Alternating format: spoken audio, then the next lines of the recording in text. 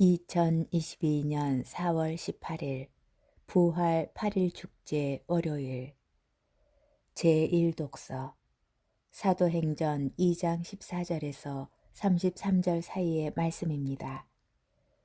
오순절에 베드로가 11사도와 함께 일어나 목소리를 높여 말하였다. 유다인들과 모든 예루살렘 주민 여러분, 여러분은 이 사실을 알아야 합니다. 내 말을 귀담아 들으십시오.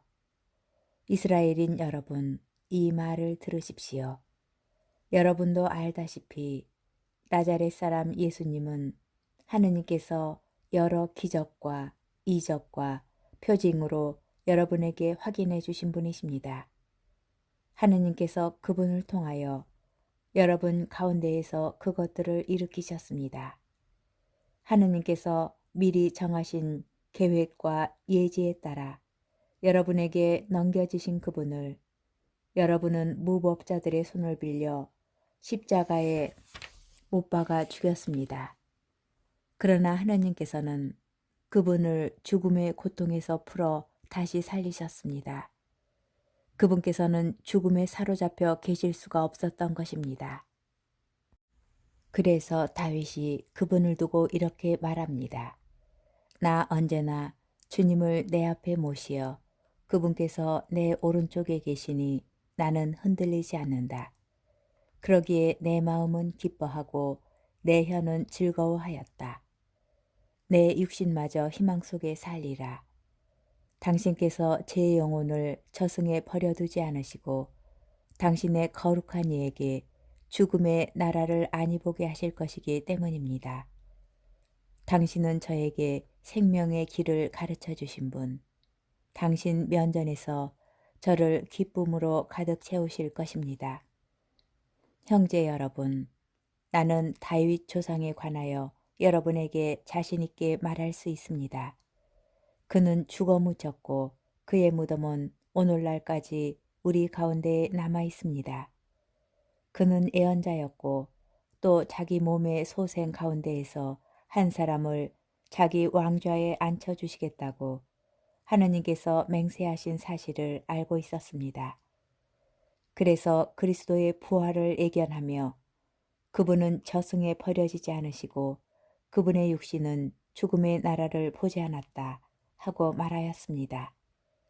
이 예수님을 하느님께서 다시 살리셨고 우리는 모두 그 증인입니다.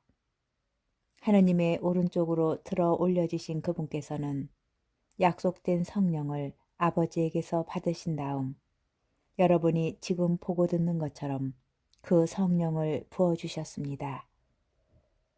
주님의 말씀입니다. 복음 마테오 복음 28장 8절에서 15절의 말씀입니다.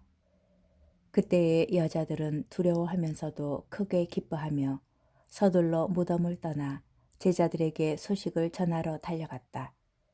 그런데 갑자기 예수님께서 마주 오시면서 그 여자들에게 평안하냐 하고 말씀하셨다. 그들은 다가가 엎드려 그분의 발을 붙잡고 절하였다. 그때 예수님께서 그들에게 말씀하셨다. 두려워하지 마라.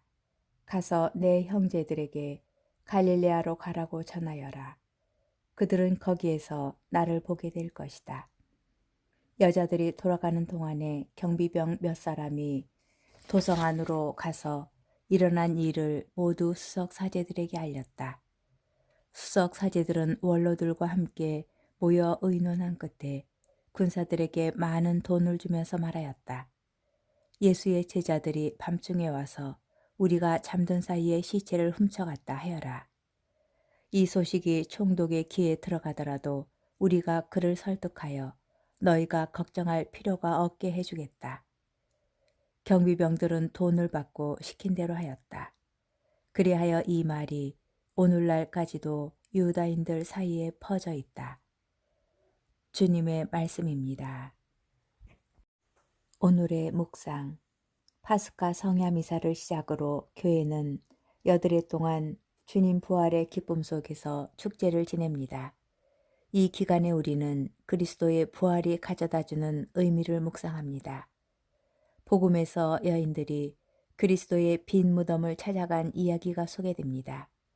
마테오 복음사가는 여인들이 부활하신 예수님을 뵙게 되자 그분께 다가가 엎드려 그분의 발을 붙잡고 절하였다고 전합니다.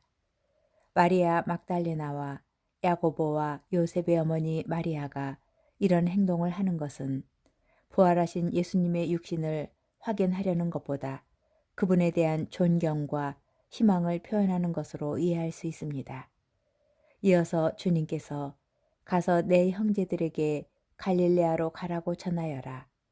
그들은 거기에서 나를 보게 될 것이다.